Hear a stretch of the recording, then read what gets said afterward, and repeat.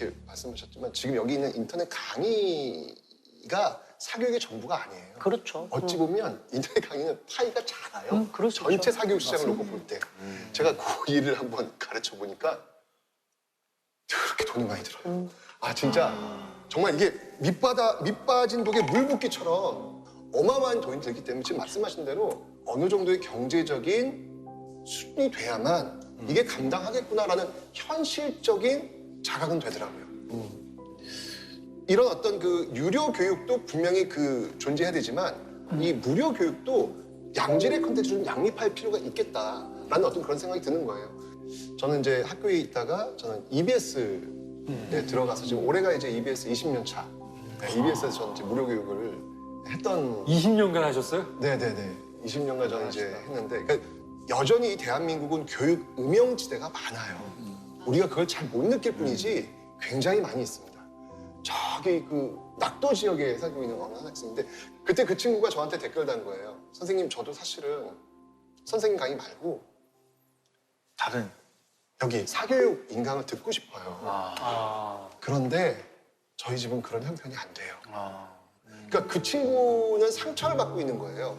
뭐라고 썼냐면 옆에 친구가 그 사교육 그 좋은 인강을 듣고 있으면 모니터를 살짝 돌린대요. 그러니까 창피한 거예요. 그때 제가 뒤통수에 딱 맞는 느낌? 나는 그냥 강의를 찍고 있었는데 누군가는 자신의 삶을 걸고 나한테 강의를 듣고 있구나. 사실은 그때부터 내 강의가 이게 돈이 없어서 들을 수 있는 강의가 아니라 돈이 없어도 들을 수 있는 강의를 해야 아이들이 상처를 안 받겠구나 라는 생각이 들어가지고 정말 대한민국에 있는 모든 인강이라는 인강을 다 들으면서 내 강의를 들으면 모든 강의를 다 들을 수 있는 그런 강의를 만들어야 됐던 다짐을 그때부터 했던 것 같아요. 그래서 EBS라든 어떤 그런 공간도 있고 또 지금은 또 사실은 유튜브라든지 이런 그 공간에서 좋은 교육 콘텐츠들이 많이 올라오고 있거든요. 이런 게 조금씩 저는 확장될 거라고 저는 확신합니다. 잘 몰라서 그러는데 진짜 그냥 학교 교육을 착실하게 받고 EBS 무료 강의를 착실하게 들은 학생과 뭐 이렇게 선생님들 교육을 받은 친구들과 솔직하게 차이가 많이 나나요? 그건 제가 봤을 때는 학생의 의지에 따라 달라요. 그렇지. 맞아. 저는 이 생각이 좀 달라요. 저는요 차이 나요. 분명히 차이 나요. 저는 어떻게 생각을 하냐면 저희는 특정 과목을 연구를 해서 이 과목에서 가장 좋은 성적을 가장 빠른 시간 내에 만들 수 있는 루트를 개발해 놓은 사람들이고 저희의 소비자인 학생들은 이 경험을 돈을 주고 사는 거라고 생각하는 거거든요. 근데 저는 이제 좀 쉽게 얘기를 하면 저희가 버는 돈은 학생들의 시간을 아껴준 만큼의 총액이라고 저는 생각을 해요. 근데 이게 저도 이제 인터넷 강의, EBS 강의 같은 걸 보면 이게 그 선생님들의 능력치의 차이 이런 것 때문이 아니라 예를 들면 EBS 같은 경우는 선생님들 굉장히 훌륭하신 선생님들이지만 학생들에게 집중을 시켜줄 수 있는 재능이 있더라도 좀 수위가 센 농담들을 못하는 거죠. 학생들에게 자극을 할 수 있는, 잠을 깨워줄 수 있는. 저희는 다 할 수 있잖아요. 이런 부분, 디테일한 부분에서도 꽤 많이 차이가 나요. 근데 실제 제가 그 EBS 강의를 왜 안 해보려고 했겠습니까? 한번 해볼 생각을 있었는데 콘티를 짜야 되고 네. 이렇게 이게 제 마음대로 할 수 있는 게 아니라고 제가 들었어요. 그 순간 이건 아니구나라고 이제 빼버리게 된 거죠. 가고 싶어도 실제로 가면 말들이 한계가 딱 자기 검열을 하고 강의를 해야 되니까 그게 네네네. 쉽지 않죠. 네, 그런 것 같습니다. 그러네요, 진짜. 그러면은 이게 아까 일타 강사를 계속 유지한다라는 게 진짜 쉬운 일 같진 않거든요. 얘기 들어보니까. 그러면은 일타 강사로서 가지고 있는 교육 철학. 저는 믿음, 신뢰, 사랑 이 세 가지입니다. 성경 말씀이에요. 교회. 저번 주에 나오셨어야 되는데. 저번 주에 저기 목사님, 신부님. 실제로 이런 게 있습니다. 그러니까 제가 대인기피증도 한번 느껴봤다고 했는데 학생들 앞에 딱 섰을 때 그 학생 하나하나가 저를 믿어주는 겁니다. 저에 대한 신뢰를 갖추고 그리고 진짜 눈빛 자체가 무한 사랑을 줍니다, 애들이. 그거만 있으면 한 명의 학생이 있더라도 그 한 명한테 영원한 일타 강사가 되지 않겠습니까? 그 마음으로 강의를 하는 거예요. 제가 역사를 하고 있으니까 역사 예를 들어서 한번 좀 말씀드릴게요. 옛날 이야기. 아마 잘 모르실 텐데 효종 때, 조선 효종 때 김득신이라는 분이 계세요. 이분은 머리가 너무 나쁘신 분이에요. 공부를 아무리 해도 머릿속에 들어오질 않는 분이에요. 그 기억에 남아있어요. 머리 나쁘냐고? 예, 나와 있어요. 책에서도 봤어요. 네. 그래서 너무 머리 나빠가지고 근데 과거 시험 볼 수 있는 능력이 안 되는 거라. 그래서 집안에서 어떤 결정이 내려지냐면 이 김득 씨를 아웃시키자. 양자를 드리자. 호적에서 파자 이 수준이 됐구나. 거의 그 수준으로 간 거죠. 그러니까 그 아버지가 어떻게든 내가 가르쳐서 과거 묻히겠다라고 이야기를 합니다. 그런데 19살이 되어서 처음으로 글을 씁니다. 자기 딴에는 열심히 썼다는 이야기죠. 딱 보여줬는데 역시나 반전은 없어요. 너무 글을 못 쓴 거예요. 유치원생도 이거보다 더 잘 쓰겠다. 그러니까 아버지가 열불이 났겠죠. 그런데 그때 아버지의 한마디. 득신아, 너가 이제 드디어 글을 쓰기 시작하는구나. 이 아비가 너 60이 될 때까지 너를 지켜보고 밀어줄 터이니 이렇게 계속 쓰고 또 쓰거라 라는 이야기를 해요. 김득신은 이거 칭찬을 받아들인 거야. 그래서 열심히 공부했죠. 그래서 59세에 공무원 시험에 드디어 합격을 합니다. 그러니까 반전은 없었다는 얘기예요. 계속 재수, 삼수, 사수 하면서 떨어졌다는 이야기죠. 근데 중요한 건 뭐냐면 시험 합격은 늦었지만 그는 그 과정 속에서 당대 최고의 시인으로 남게 됩니다. 아, 그래요? 그래서 저는 그런 말씀을 좀 드리고 싶어요. 지금 아이의 모습이 그 아이 인생 전체의 모습은 결코 아닙니다. 정말 많이 격려해주고 그리고 존중해 주신다면 저는 그 아이의 색깔은 언젠간 반짝반짝 빛나게 될 것이다 라는 그런 생각을 저는 갖고 있습니다. 나 지금 순간 내 지금 강의하는 푹 빠져가지고 그렇죠. 저희 막 전부 저희 다 이렇게 이게 한 번 말씀 시작하지 바꿀 수밖에 없어요. 네. 선생님 어떠세요? 이게 이렇게 큰 말씀을 해주셨는데 너무 또 사실은 제가 이제 이런 생각을 해요. 강단에 서서 학생들한테 가치관 주입하지 말자라는 게 제일 큰 모토예요. 저는 그냥 1년 동안 공부를 잘할 수 있었던 참고서의 역할 정도만 해주면 충분해요. 그래서 저는 학생들 앞에서 저는 저를 선생님이라고도 부르지 말라라고 얘기를 해요. 저는 강사다. 영어라는 과목에 스킬만 가르쳐주는 사람이다. 나는 너한테 좋은 교육 서비스를 제공해 줄 테고 그게 합당하다고 생각하면 그만큼의 대가를 나는 받아가는 게 다지. 그리고 1년 동안 좋은 참고서로만 잘 활용해달라. 저는 이 제 교육 철학에 다고요. 근데 또 마음 한편으로는 이런 생각도 있어요. 그래도 저한테 수업 듣는 학생들 중에 한 명쯤은 어떻게 인류를 구원해 줄 만한 게 나올 수도 있잖아요. 내가 만든 건진 모르겠지만 네. 내가 도움을 조금이라도 줬다면 그럴 수도 있지 않을까? 그런 생각은 해요. 그래서 저는 가치관을 주입하는 게 제가 덜 여문 사람이라서 되게 걱정스럽고 좀 무서워요. 대학의 필요성에 대해서 어떻게 생각을 하세요? 저는 이렇게는 생각을 해요. 딱히 뭘 해야 될지를 모르겠으면 그래도 자기가 갈 수 있는 최대한의 대학을 가는 거 좋긴 하다. 왜냐하면 좀 대학은 예쁜 액세서리 같은 거라고 생각을 하거든요. 이걸 가지고 있다고 뭘 할 수는 없지만 뭐 이런 거랑 똑같은 거잖아요. 젓가락질을 못해도 밥은 먹을 수 있어요. 근데 젓가락질 못하고 밥을 먹는 사람 보면 꼭 옆에서 한 소리씩 하는 사람들이 있단 말이죠. 그런 사람들을 위한 방어막처럼 대학이 때로 방어막이 될 수도 있어요. 그래서 정 뭘 해야 될지를 모르겠으면 일단 대학 가는 건 나쁘지 않다. 다만 자기 갈 길 따로 있으면 굳이 뭐 다만 다시 한번 얘기하지만 애매하면 하나쯤 액세서리 걸어두는 것도 나쁘진 않지 않을까? 그런 정도 생각하고. 그 수능 없어질지도 모른다라는 얘기도 간간히 나오더라고요. 그렇죠. 수능 없어지면 이 자리 없어지는 거 아니에요? 이분들은 안 되는 다 되는 분들이야.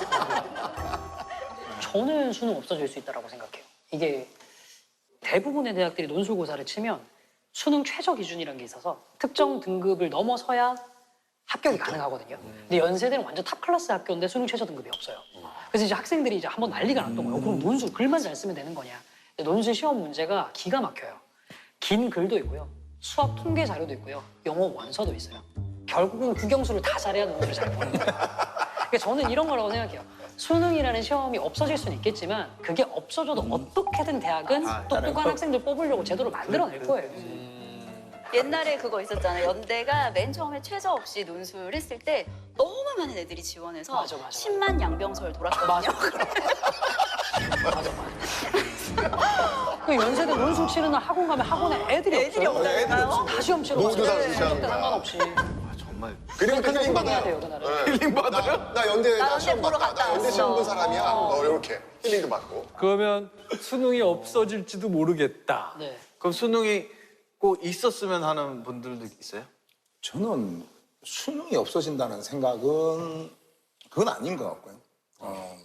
옛날에도 과거에 학력고사라는 게 다 있었습니다. 그러니까 단순하게 뭐 이해하고 암기하고 이렇게 풀었는데 그게 바뀌면서 수능이라는 게 등장했지 않습니까? 근데 지금 현재 그 수능에 학력고사 때 봤던 것처럼 그런 문항들이 없는 건 아니거든요. 그냥 그대로 있긴 일부는 있다는 겁니다. 좀 더 발전된 것으로 바뀌어 나가지 않을까. 그리고 일반적인 암기 위주의 공부가 아니라 추리력을 늘려줄 수 있는 공부라고 생각합니다. 예를 들어가지고 두 차가 탁 부딪혔습니다. 그럼 그걸 보고 맨 처음에 그냥 옛날 학력고사 같으면은 자, 이거 뭐니? 교통사고 났어요. 근데 지금 수능 문제는 그렇지 않거든요. 교통사고가 났어요. 그걸로 끝나는 게 아니라 그 다음 단계입니다. 아, 빨리 119에 신고해줘야 되겠구나. 자, 그래서 옛날과 다른 게 이 생각들을 가르쳐 줄 수 있는 게 수능이라고 생각합니다. 그래서 수능이 저는 좀 꼭 필요하다라고 보는 거죠. 근데 잘 생각해보면 학력고사 볼 때도 딸딸딸 외워가지고 그 하기 싫었는데 막 남들 다 하고 막 해야 되는 것 같으니까 외웠던 게 지금 돌이켜보면 그게 상식이 돼 있더라고. 맞아요. 근데 저는 어떤 요즘 교육의 방향성이 굉장히 창의적인 교육, 새로운 거를 막 창조해내고 만들어내고 이런 쪽으로 가고 있는데 저는 사실은 일정 부분은 그런 암기적인 교육이 필요하다고 생각은 해요. 왜냐하면 이게 기반이 돼야지 아이들이 이걸 그렇죠. 베이스로 생각을 펼쳐나가는 건데 이제 아이들이 좀 그런 부분들에 있어서 뭐 외우는 거 싫어요. 안 할래요. 이렇게 생각하는 거 같아요. 영어 단어 많이 안 외우는 거 외우죠. 촌스러운 건 줄 알아요. 네, 자, 그죠? 너무 애들이 극단적이에요, 그러니까. 아니 기본적으로 뭔가를 외워야. 아니 자기들이 언제부터 이해해서 엄마 아빠 입 밖으로 냈다고. 일단 외우는 것도 먼저인데. 맞습니다. 연기도요. 대사를 완벽하게 외워야 좋은 애드립이 나옵니다. 이거 애드립이 나오려면 이거 다 외워야 돼요. 그걸 모르면 절대 못 나와요. 그래야 기본이 잡히니까. 네. 일타 강사로 불리는 국어 강사 박 씨가 구속됐습니다. 직원들에게 경쟁업체의 강사를 비방하는 댓글을 달게 한 혐의로 검찰 수사를 받아왔습니다. 불법 댓글 알바를 써 경쟁업체와 소속 강사를 비방한 것으로 보고 있습니다. 동원된 댓글 아이디만 줄잡아 300개 정도로 추적을 피하기 위해 필리핀 인터넷망을 쓴 것으로도 보고 있습니다. 저 어제 기사 봤어요. 네네네. 집행유예 맞죠? 어저께 그게 뭐 필리핀에다가 조직적으로 그걸 차려가지고 선생님 한 분을 내리기 위해서 네, 맞습니다. 불법 알바를 써가지고 댓글 작업했다 걸려가지고. 그분이 저랑 과목도 다른데 공격 대상 중에 하나가 저였어요. 아 그래요? 근데 제 저도 있었습니다. 네. 근데 그러니까 진짜 말도 안 되는 그죠. 거예요. 그래서 나와 있는 공격 내용을 보면 뭐 수업에 대한 시비 뭐 이런 것도 있는데 조정식이 와이프랑 사이 좋은 거 다 이제 그냥 코스프레다. 그런 사생활까지? 네, 이런 것까지 다 걸고 오는 거예요. 그러니까 사실 언뜻 보기에는 강의랑은 1도 상관이 없는 것 같은데 강의를 듣는 수험생들은 되게 어리고 착하고 순수한 아이들이잖아요. 그리고 똑똑하더라고. 그러니까 이제 내가 알고 있던 거랑 저 선생님 실제로 다르네? 라고 조금씩 가랑비에 옷 젖듯이 사람 이미지가 망가지는 거죠. 근데 이걸 정말 조직적으로 하는 게 맞아. 그 수험생들이 많이 들어가는 그 커뮤니티들이 있어요. 커뮤니티에서 실제로 뭐 예를 들어서 서울대 의대를 가서 거기서 칼럼을 써서 되게 유명해진 그래서 누구나 다 인정해주는 수험생이 있는데 불법 댓글 알바하는 업체에서 그 아이들을 사는 거죠. 맞아요. 돈 주고. 그럼 거기서 이제 여론 모르면 이 사람 강의는 별로더라. 심지어는 어느 순간 갑자기 학생이 조금씩 빠지는 게 눈에 들어오는 거예요. 파이널인데. 이게 뭐지? 그러니까 어떤 여학생이 다가와서는 하는 말이 이 말입니다. 선생님 혹시 감옥 가요? 이렇게 얘기하는 거예요. 애가 눈물을 이렇게 거슬거슬거리면서 이게 무슨 일이지라서 막 이렇게 보니까 갑자기 그 당시 때 제가 어떻게 됐냐면 평가원에 고소 고발을 당했다. 평가원에? 네, 평가원에. 그런 루머를 만들어. 루머를 만드는 거죠. 그렇게 바뀌어버려요. 허위 사실로 이런 식으로. 네, 그냥 소리 없는 일종의 살인인 거나 마찬가지죠. 저도 피해를 좀 크게 당해서 선생님들도 그랬을 겁니다, 분명히. 대인기피증이 와버립니다. 강의할 때 멘트도 되게 막 조심하게 조심하게 되죠. 되고. 네, 조심하게 돼요. 심지어는 애들이 재수생, 삼수생 알지 않습니까, 애들이? 선생님 좀 많이 바뀌신 것 같아. 이런 말까지 들어요. 맞아. 저도 조심하게 되면 아무래도 그 에너지가 안 나오지. 이겁니다. 그러니까 가전제품 사는 거 아니거든요, 이거. 맞아. 뭐 가전제품 사는 거 같으면 뭔가 하나 좀 뭐 나쁜 게 나오더라도 뭐 클레임 걸고 하면 되는 부분인데 제일 크게 피해 보는 건 뭐냐면 학생들입니다. 학생들 그리고 학부모들입니다. 근데 실제 그렇게 하고도 재판 결과가 나오고 처벌을 받았으면 강의를 안 해야 되는데 할 수 있죠. 계속 하거든요. 그러다 보니까 학생들이 배울까 무섭습니다, 사실은. 이제 한참 그런 것들을 배워 나가는 과정인데, 괜찮네. 저 선생님 저렇게 하고도 멀쩡하게 돈 잘 벌고 잘 사는구나. 학생들이 그렇게 받아. 아이고. 이게 빨리 바뀌어야 돼. 위험하다. 그건 진짜 위험한 위험하죠. 것 같아요. 맞아요. 그러니까 1타와 2타의 차이가 너무 크니까. 맞아요. 그러니까 이 차이가 어마어마하기 때문에 극과 극이에요. 그러니까 무조건 1타를 꺾어 내려야만 그 자리가 만들어지는 거라서 이 경쟁이 이래서 나온 거거든요. 구조적인 문제도 있어요, 지금 이게. 잘못된 가치. 교육 현장에서. 맞아요. 굉장히 비교육적인 거죠. 아, 그러네요. 기본적으로 1타 강사라고 하면 이제 많은 분들의 인식이 있어요. 서울 올라와서 이렇게 찜질방에서 한 2년 동안 생활했었어요.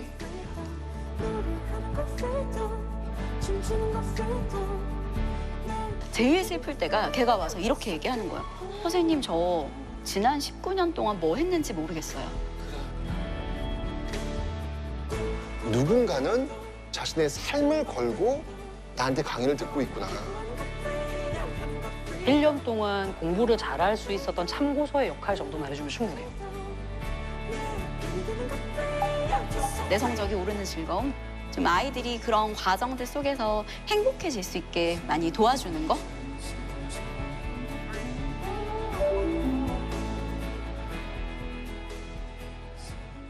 오늘 이제 그 강사님들 이렇게 만나다 보니까 우리 마지막으로 그냥 보내지 말고 비법이라도 하나씩. 아 맞아요.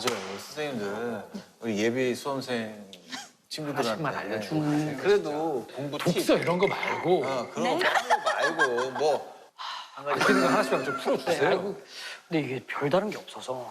근데 진짜로 솔직히 요거부터 얘기를 하면 영어를 잘할 수 있는 제일 쉬운 방법은 우리 다 알고 있어요. 단어 많이 외워야 돼요. 아이고 너무 당연한 얘기인 거잖아요. 그렇게 허무하셔서 아이고 근데 아니 이건 있어요. 단어 많이 외우라고 하면 또 학부모님들이 또 이제 애들 앉혀놓고 봐라 도정식 얘기하잖아. 써가면서 외워라. 그건 아니고. 쓰고 먹어라. 그건 아니에요. 그러니까 우리 옛날 먹었잖아. 요새는 뭐라고 이런 식이거든요. 요새는 이런 식이거든요. 예를 들어서 제네럴이라는 단어가 있어요. 그럼 저희가 이제 딱 생각하는 게 장군. 그다음에 나온 게 일반적인이잖아요. 제네럴 일반적인이라는 뜻이 있잖아요. 단어를 한번 붙여보세요. 제네럴 하스피터. 이게 뭐예요? 일반적인 병원? 장군병원. 이거 이상하잖아요, 말이. 제너럴 어네스테이지아. 어네스테이지아 그럼 마취예요. 일반적인 마취, 장군 마취. 말이 좀 이상하죠, 그죠? 근데 자꾸 이제 부모님들 세대 때처럼 단어를 1대1로 외우면 이런 결과가 나오는 거예요. 저희도. 네. 근데 요새 수능은 언어로서의 영어를 되게 많이 강조해요. 제네럴이라는 단어의 의미를 좀 더 확장해야 돼요. 일반적이라는 얘기는 여기저기 다 영향을 미친다는 거잖아요. 근데 제네럴은 딱 그 느낌이 여기저기 다 하는 느낌이에요. 그럼 제네럴 하스피탈은 병원은 병원인데 진료 과목이 하나만이 아닌 병원. 무슨 병원? 종합병원이죠. 제네럴 어네스테이지아. 마취를 마취인데 마취를 한 군데만 안 할 거예요. 네 글자로 무슨 마취? 전신 마취. 이렇게 나오는 거죠. 근데 이렇게 공부를 하려면 나도 모르게 대답했어.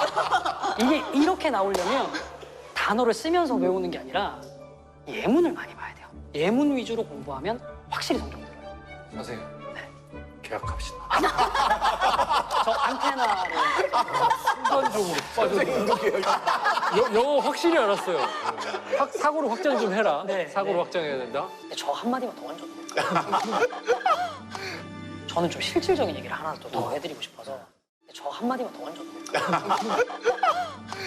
저는 좀 실질적인 얘기를 하나 더 해드리고 싶어서 아까 중간에 나왔던 얘기랑 관련한 건데 선행 좀 안 시키셨으면 좋겠어요. 그러니까 원래 학습이라는 게 공부해보셔서 알잖아요. 뒤에 과정을 안다고 앞에 과정을 찍어 놓을 수가 없어요. 앞에서부터 채워나가야죠. 그러니까 미리 공부했다가 다 까먹는 거예요. 선행은 없어요. 차라리 우리 애가 너무 똑똑하다는 생각이 들어서 좀 더 공부를 더 시켜야 되는 거면 그 교과 내에서 심화학습을 시켜주세요. 그게 차라리 나아요. 그냥 그때 맞는 공부를 좀 시켜주셨으면 좋겠어요. 자녀들 믿으면서 좀. 선행 좀 시키지 마시고. 저는 이런 질문에 솔직하게들 그래도 말씀들을 해주셔가지고 다행이다라는 생각 들어요. 그러니까 이런 얘기를 저희 못 들어봤거든요. 근데 집에 가셔서 막 다 빼다 생각해보니 아까 그 멘트는 해주세요. 조금 전 또 캐릭터가 워낙 또 이런 얘기 다 하는 캐릭터라서 아 그래요. 회사에서 싫어하실 수도 있겠고 분명히 싫어할 겁니다.